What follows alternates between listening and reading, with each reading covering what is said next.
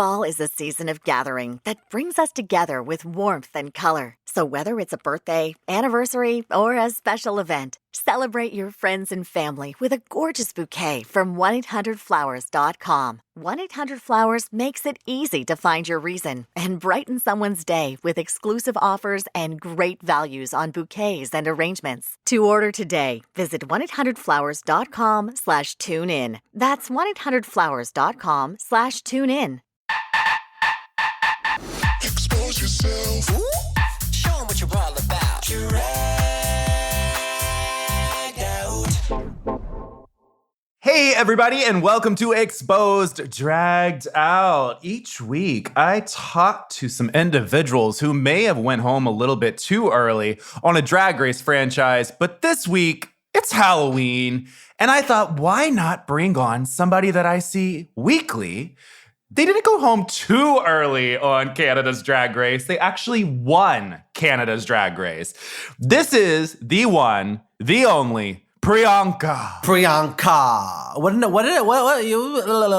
This is bringing me, I actually was going through my emails like every week whenever you send me the outline for our other podcast. I go into my emails and search your name, and the one that always comes up is you sent me one on September 4th, the day after I won, being like, hey, like, congrats on winning. You deserved it. Are you available to do my YouTube interview series? But like the reason why I love that so much is because like I also used to be that person having to like reach out to people to get interviews. So I have to love the hustle. I mean, the hustle turns into like so much too. Now I created my lovely email assistant at josephashepherd.com. And, you know, I'm my own assistant, but her name is actually Missy. Oh. So now I feel like very like, I can be a bitch now in emails, you know? Yeah. Like, I don't have to worry if it's me, but now everybody listening is going to know, but who cares? No, it's fine. Who cares? We all need an alter ego, and like I just recently hired a real assistant, and like it's hard to have an assistant. Wait, do you feel like with you having an assistant, do you still want to do everything on your own? Yeah, like do you feel like you can do it better? No one can ever do anything that I do because I've already created this monster for myself. So it's kind of hard. Like an assistant needs to be like an imprint of you, or else they're literally not helpful. So it's not that she can't train to be that. It's just like she's on her way there and she's incredible and amazing. It's just like, it's really hard because first of all, you feel like dumb. You're like, am I going to actually hire an assistant? Like, who do I think I am? But people forget like how much hard work these things are. Like posting the Instagram photo while doing a podcast, while setting up the choreography for the next performance, while worrying about like we literally wrapped a Halloween shoot the other day. And I literally was like, okay, so it's October 20th. What are we going to be posting in November? Like, it's literally like it doesn't stop. So like having an assistant is someone to like, you know, think about those things. And there's a lot of, we're only one person. You're only one person. But also, okay, I do have to know, when it came down to finding an assistant. Yeah.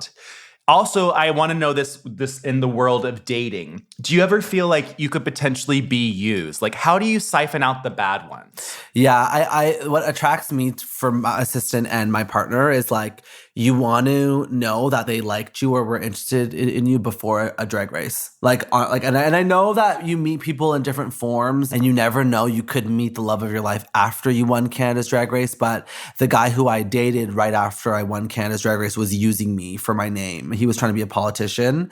So he was using me as, you know, subconsciously. Subconsciously, but he was, you know, he just so happened to want to be a politician in Ottawa and just so happened to be dating the first ever winner of Canada's Drag Race. Like, I felt fucking used. How did you figure all of that out, though? I didn't figure it out until I was desperate and I was like, oh. Wait, figure out that he was using me or figure out how to not be used? Oh, figure out that he was using you. Not until the end, honestly. Like, it wasn't until I did The Social, which is a really big talk show in Canada. Mm-hmm. And it was a really big deal. And right after he called me, he's like, yeah, I watched it. It was great. We're over. What? And I was like, what sick person? And also the day before my uncle died. So it was like my uncle died. And my mom was like, you have to still do The Social. Like, it's a big deal for you. Like, I know that you're mourning the loss of your uncle, but like, keep yourself busy. Mm-hmm. My mom's very like level-headed when it comes to those things. So I did the show. And then right after, he dumped me. And then I was like, what is happening here? It was bad. And then that's when I kind of like clicked and it was like, you actually never like cared for me. Like if you care for someone, like I care. There have been people that I care for that I've dumped after like a week because I care for them and I would never want to lead them on. I think when you realize that you've been led on and you've been taken advantage of, that's when those are the longest relationships because those are the ones that take time to develop into like the character scenario of like, oh, this person is doing this. Anyways, long story short, is the same thing applies when it comes to hiring an assistant or finding a new partner. Like for my assistant, like I know her from when I first started drag and she was like in the bars, like would come out all the time. So she saw me rise from local bar star to Canada's Drag Race winner. So she wasn't like in it for that. So that helps. And then same rules apply with dating. Like, I don't know. Like I feel like if you knew me before a Drag Race, that's definitely a bonus. Definitely a bonus. Let's talk about before Drag Race. Let's get into some Halloween. I want to know what your first costume that you actually remember wearing as a child. Wow. My first costume that I ever remember wearing as a child would have to be a clown because I remember feeling that like white clown paint all over my face and you kind of feel like you're being suffocated. And like, this is back in the day where there was like— What white paint did you have on your face? It was like just like the clown white from like the Halloween store.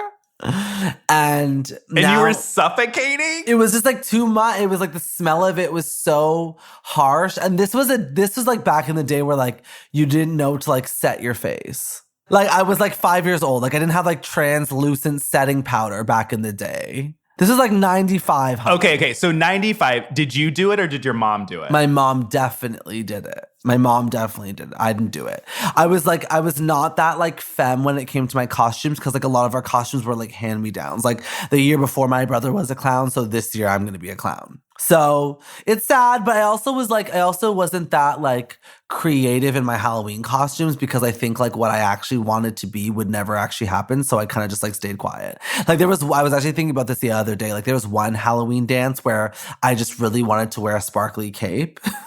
Wait, there's a dance? Yeah, when I was in high school. You had Halloween dances? Yeah, don't you in America? No! Oh.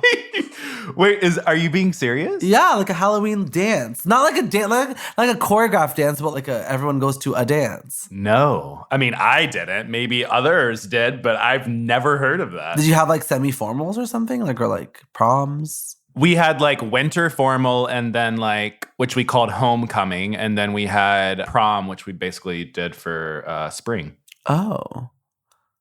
Well, that sucks. Sorry about your childhood. Sorry about your childhood, hon. Well, I mean, you were the clown. Where did your parents take you? Like, describe the Halloween that you would have as a child. It was cold. My dad would get home from work at 4:00. My mom would get home from work at 6:00. My dad would typically go out with us. So my mom would give out the candy at the door because she was nicer than my dad. And it would be cold. Would your parents dress up? No. Oh my God, no. No, they were not those kind of parents. Like Halloween for me, like it was really weird. Like my parents were such hustlers and they were like always trying to pay their bills. So like all the holidays except for Christmas were kind of always felt like an afterthought. And I don't blame them. It's just like they didn't have time. And they had 4 boys, right? So it's not like one kid to like fawn over. It was like 4 costumes, like 4 sets of candy to have to deal with, like all the candy you have to buy at the door. Like now that I'm an adult, I realize how much hard work it is to even like make sure those things happen for your kids. So yeah, I'm trying to think of like other epic. Is my Halloween sad? Like does Halloween sound sad? What do you mean it sounds sad? Your Halloween? Yeah, like, oh, poor Priyanka. I mean, mine was kind of the same. Like my mom made all my outfits. She would go to like the local, whatever, Michael's or whatever, like the design store is. And so like, I remember my first one I was Aladdin. I remember that. And I remember that she like stitched and made the whole jacket and the pants and the hat. And then I was Woody from Toy Story, and she made the whole outfit and the vest and everything. That's amazing.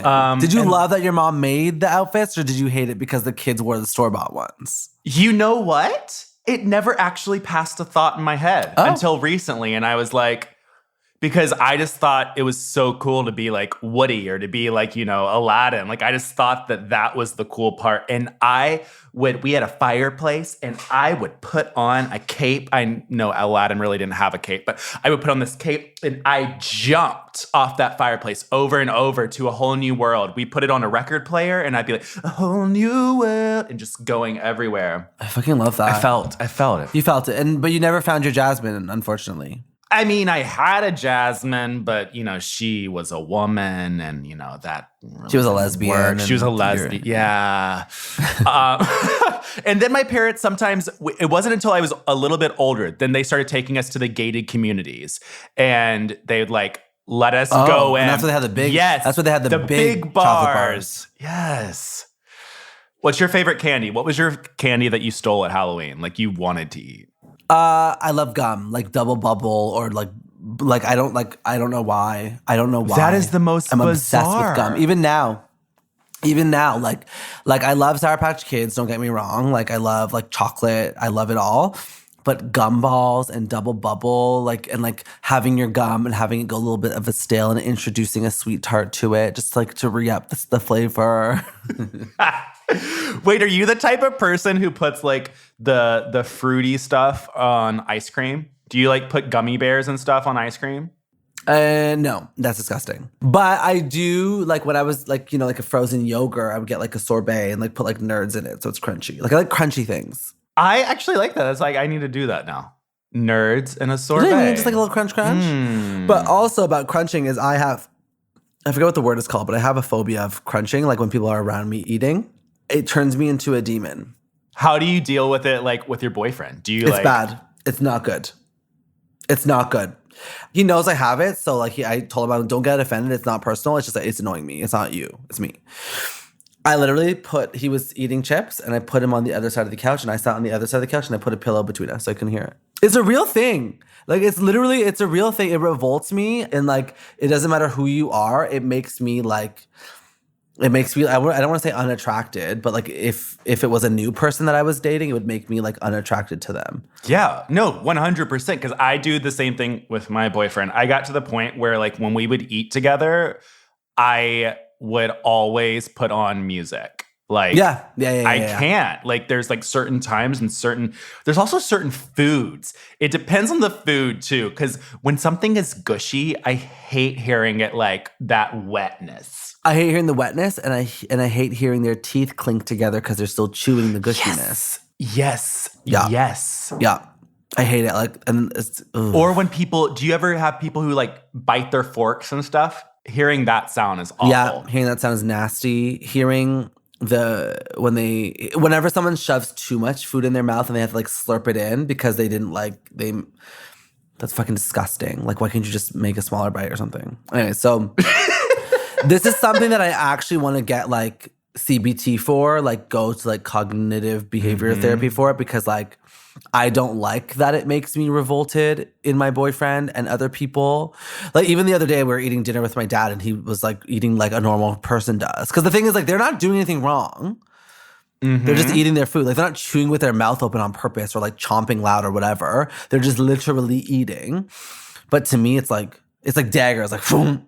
What the fuck is happening? It's nasty. But I also feel like sometimes when people enjoy food, they decide to eat louder. I don't know what it is. Like there are times like when it's just like a one-on-one situation, I feel like people are a lot louder. Interesting. Yeah, I feel like because then they can like enjoy the food and they're not feeling like judgment of people watching them. So it's like yeah.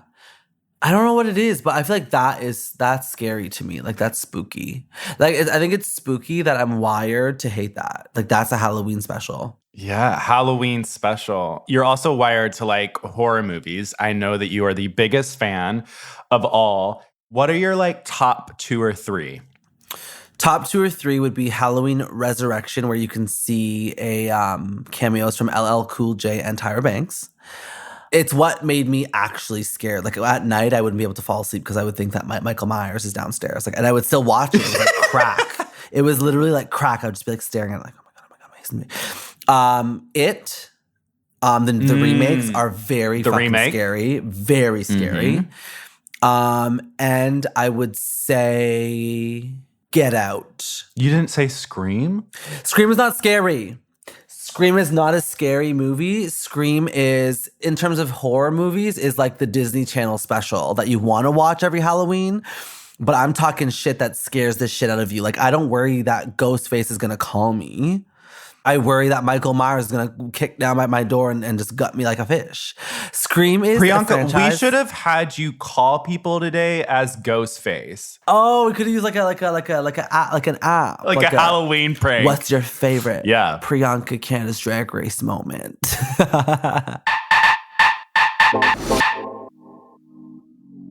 Reviews, they are everything, whether it be a podcast review, food review, any time that you can read what another person's experience is, you kind of feel like, hey, you know what? Like, I understand where you're coming from. It can help you make some of the biggest decisions that you have to make in your life. And when it comes to finding healthcare, ratings matter even more.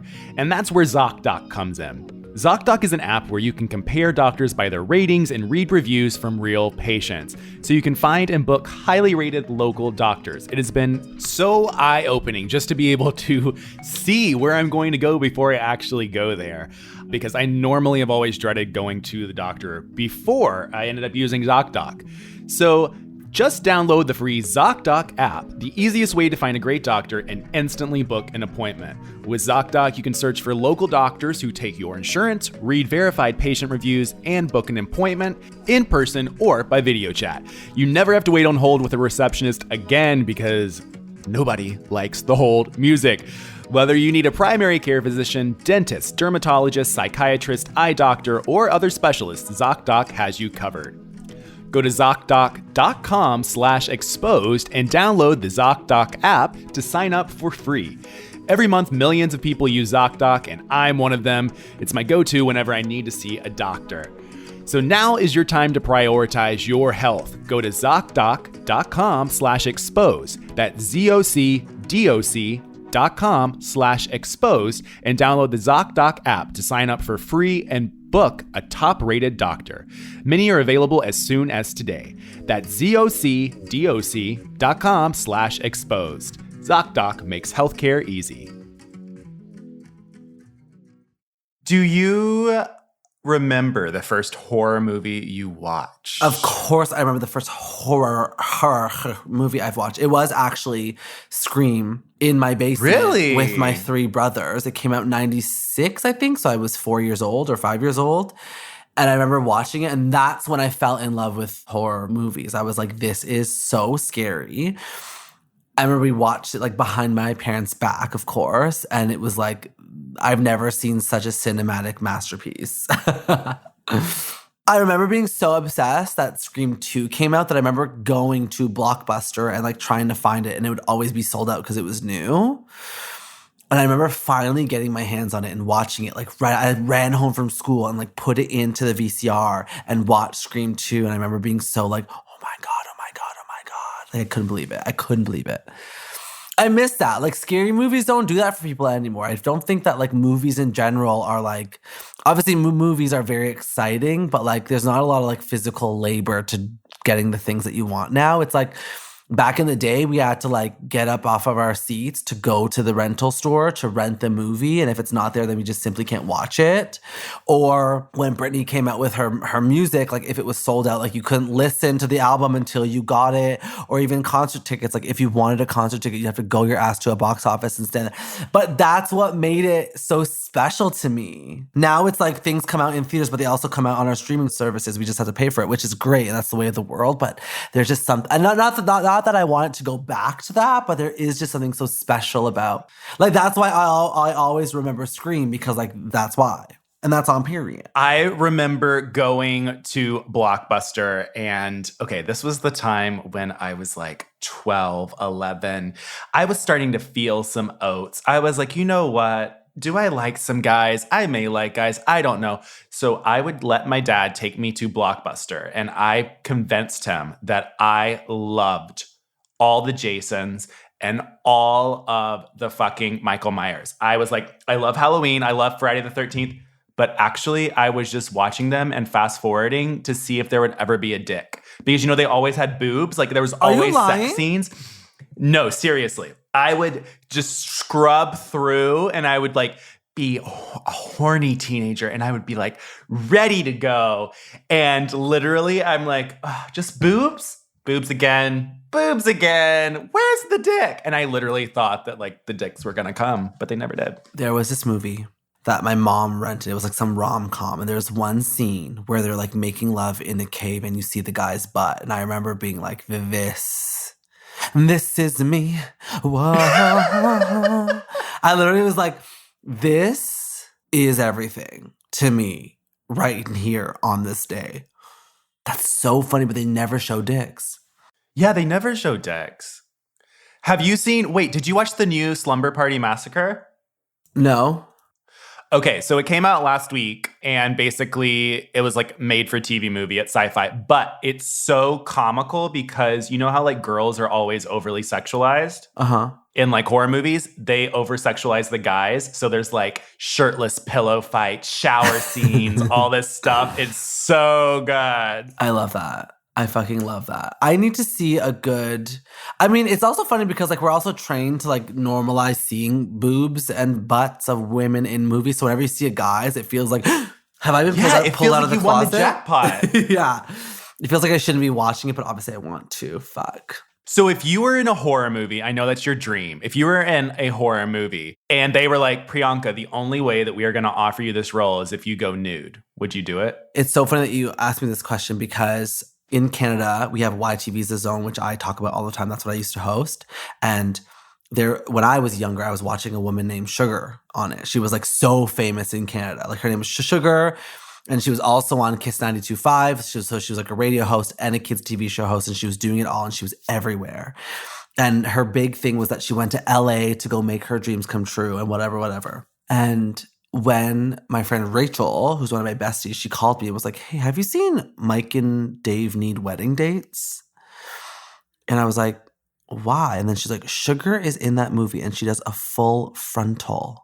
And I was like, what do you fucking mean? And like, as somebody that used to watch this kids TV host on kids TV, I was like, oh my God. But what she did was, she was fantastic in the movie. And I'm so happy that she owned her body, whatever. What she did was, instead of doing like a normal, like full frontal, like trimmed vagina, like she just had this big bush, like bigger than a normal bush. And I was like, oh, that was probably like a clause in her contract to like do, you know what I mean? To do. Yeah. To do the movie. So I would never do full frontal. I have enough body dysmorphia to do that. But I don't even think I'd ever take my shirt off in a film. Like I'm not that kind of guy. Like whenever guys sleep with their shirts off and stuff, like I right now I'm wearing this like head to toe sweater set. Like this is what I slept in. Do you have body issues? Like do you have body dysmorphia? Like do you feel, I mean, I know all gay people do, but yeah. Oh my God, yeah. No, of course. Especially like being like a skinny brown boy. Like it was always like just not an accepted body type, especially where I grew up. So I just like never felt comfortable taking my shirt off. And it lives with you. It just like, it's always a lingering thing. Like even if I get over it, no matter who you are, it just lingers.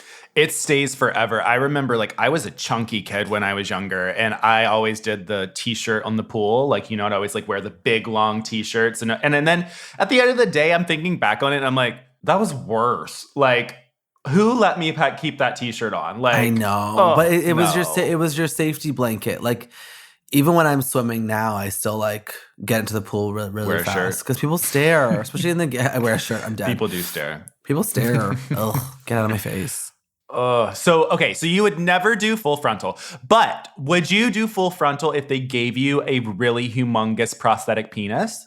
It's not about my penis. My dick is great. Yeah, no, but I'm saying like if you didn't have to like show the goods, you just don't want to. No, my dick is fine, hon. And wait, how would you want to die in said scary movie? What would be like your dream death? Let's lay it out. So I'm working at the lab because I'm a scientist. No, I'm working. Where am I working? Am I a drag queen? Typical. Okay, say I'm a drag queen. Okay. I'm on stage performing to my smash hit single. And someone comes and hands me a shot, and I take the shot.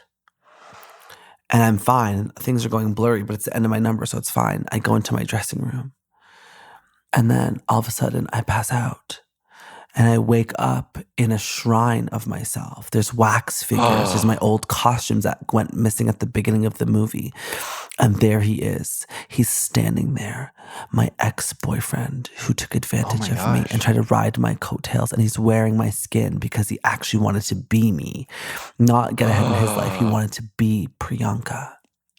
And he's circling around the chair saying, you did this to me. You're the reason why. You did this to me. You're the reason why. You didn't mention me on national TV. You didn't mention me on national TV. You're the reason why my political career flopped. And then he takes a knife and then he peels a part of my arm off. And I'm screaming in agony. But what he doesn't know is that I found a way to get out of the chair. So I get out of the chair. I throw it at him. Okay? Now I'm running. I'm running so fast. In a museum of my career, he's built a mansion out of all things me. I trip over slime because I used to get slimed on YTV. He tries to drown me in the slime. It doesn't work. I get away again. I walk into this room and it's full of fortune tellers and he tries to hit me over the head with a crystal ball because Miss Cleo. I walk into a room. And there's wedding dresses everywhere. Because night of 1,000 Celines, honey. And he arises in a tuxedo. And he kills me. He kills me by shoving a knife in my neck and keeping it in there. And then shoving another knife in my other side of my neck and keeping it in there. And he looks me in the eyes and he says, what's my name? Oh my God. Priyanka, do you already have this written down somewhere? Or did you just come off that? Like, did you just come swinging? I actually just I improv'd all of that, and I'm worried for my mental health. Priyanka, that was actually so good. And then them saying, what's my name? That could be the name of the movie. It's done. That's the horror movie. That's the horror movie. It's done. What I've said is what I said. If you are a film director, producer, and you would like to help make this dream a reality for Priyanka, call me, bitch. Please email draggedoutpod@gmail.com or hit Priyanka up on your socials. But she may not respond to you because she has lots of people that come in. So just send me an email and I'll get it to her. Yes, and he wants 10%. We're going to make this happen. It'll happen. It'll happen. I have faith in it. It has to. It'll happen. My last thing that I want to do to close this out is I want to talk to you about, I want you to think very hard about the most horrific or scariest thing to happen to you while doing drag or being on Drag Race. Was there a moment, or has there been a moment where you have been scared, horrified, shocked? There was one time where I was watching a drag show in drag. Like I think I was like, it was in between sets or something. And this guy came up behind me and smacked my phone out of my hand. And I was like, what the fuck's happening? And I look over and it's this guy who thought I was sleeping with his current boyfriend. He came to get vengeance on me at the bar as Priyanka. And I look over to him and he was like, what? And then he tried to go for a swing. He tried to punch me, but the security caught him. And I remember in that moment being so scared because drag is like a superhero costume. So to have someone try to attack you while you're in drag is the scariest thing ever. Cause it's like a shield, right? It's like an armor. I would say that's the scariest thing to ever happen to me in drag. Oh my gosh. So what happened to him? Did he get pulled out? He got pulled out, and you know what the worst part is I would keep seeing him, and I would tell the owners of the bar, hey, this guy is a threat to me, and I don't feel comfortable. And they're like, no, he's fine. They didn't listen. He never attacked me again, but he didn't listen. I ended up having a conversation with him and saying, what the fuck was that about? Are you okay? And he's like, that guy just makes me crazy. And I was like, that guy who you're talking about, I dated him for not even a day. It was a quick stint. And you dated this guy? Well, yeah, duh. And I was like, you guys were broken up, as you know. So it doesn't matter if I slept with him or not. Bye. I wasn't an infidelity. I was just it is what it is. Anyways, fucking fuckers, these fuckers, I tell you. Oh. So what are your Halloween plans this year? Are you doing anything? Well, I'm going to North Carolina on Saturday, October 30th for fun to hang out with Laganja Extranja. Oh, that will be fun. What's she doing in North Carolina? I have no clue, but it's happening. And then on Sunday, I fly back in and it's funny because everyone's kind of like looking to me for the big Halloween plan. But I'm like, I don't really want to have people over because then I have to clean up everyone's mess. You know what you should do? You should tell everybody to dress up, give them the address to Bathhouse, and you have like a full costume. Everybody has costumes in a bathhouse. That's so fun. I miss the bathhouse days. Those were fun days. Like before drag, like before anything really took off. Just a good. Oh, so you dibbled and dabbled. I dibbled and I dabbled. I wasn't like cruising every night, but I would get like super drunk and like drag my friends to the bathhouse and then be the one friend that goes missing because I'm getting fucked in someone's room. Oh my God! The good days. This is before anything happened. This is before I was even on Kids TV. Like it was like a sweet spot where I could do whatever I want. And then the minute I started Kids TV, I was like, time to just put the seatbelt on. Oh my goodness. Can you imagine if you were in a bathhouse and there was like a daddy and the daddy was like, my kid watches you. Yeah. And I'm like, tell your kid that I'm his mommy now. Well, thank you, Priyanka, for chatting Halloween and scary shit with me. Priyanka, tell everybody where to find you on the socials and what they can also do with this music. Well, fuckerinos. You can follow me at the Queen Priyanka on Instagram and TikTok. And you can also find me on Twitter at the Queen Pri. And my music, Taste Test, it's out. It's been out since July, and it's making waves through the music charts and the music community, and it's going viral and all that stuff. So just listen, support, and have a good time listening to my damn music. Will ya? It's called Taste Test, and there's 5 tracks for you to get to know, period. And that's on period. There's a girl, so I live across from a library, and it's a girl that like doesn't think that anyone can see her, but she's like facing the wall doing something shady, and I don't know what she's doing. But I'm watching her right now, so that's all I have to say. Maybe she's masturbating. I hope so. I love when people just need to get off. I think that's so empowering. Have you ever spied on anybody, or have you ever been spied on? There's one time I was in Vancouver on a YTV tour, and I opened my window in my hotel, and there was these 2 guys like on the window fucking, and I was like, oh, they definitely want me to watch this. Like, why would you be doing that if you don't want people to see you? So you got your popcorn. Like on the window. It wasn't like they were on the bed and their window happened to be open. They were like on the window. On the window. Oh. So it was cool. It was really nice. It was really cool. It was really cool to watch. Very thrilling. Well, guys, thank you for listening to this lovely podcast. You can listen every week on Thursdays. Also, make sure to go over to the YouTube channel that I have. Go check out some interviews. I love you guys. Thank you. Enjoy Halloween. Until next time, I'm Joseph Shepard, and that is Priyanka. Bye. I don't know why you're waving, but that's cool. Bye.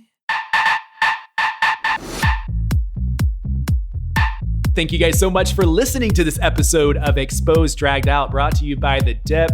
I'm Joseph Shepard, your host. You can follow me on all things social at Joseph A. Shepard. That's SHEPHERD. You can also go to thedip.com/RuPaul's Drag Race. The Dip with 2Ps.com. That's thedip with2ps.com. Use promo code EXPOSED for 50% off your membership. And be sure to check out other podcasts from The Dip, including Hot Off the Mess with Samantha Bush, the Daily Pop Culture Podcast, Pop Chaser, TV History Podcast, TV Watch Repeat, Real Housewives Podcast, the Slut Pig Podcast, and also I Am the Cute One, a Mary-Kate and Ashley Olsen podcast. Until next time, I'm Joseph Shepard. Expose yourself. Show 'em what you're all about. Dragged out. This is Robert Langdon. I teach symbology. The suspect called him. From the author of the Da Vinci Code. He wants me to locate an ancient portal. We have to finish this or my dad is dead. Dan Brown's The Lost Symbol. Streaming now with new episodes every Thursday. Only on Peacock. Fall is the most birthday-packed season of the year, so chances are you have a few celebrations coming up. Make sure your friends and family feel special with a gorgeous bouquet of roses from 1-800-Flowers.com. 1-800-Flowers makes it easy to send the perfect gift. 24 multicolored roses for just $39.99. To get 24 multicolored roses for just $39.99, Visit 1-800-Flowers.com/tune in. That's 1-800-Flowers.com/tune in.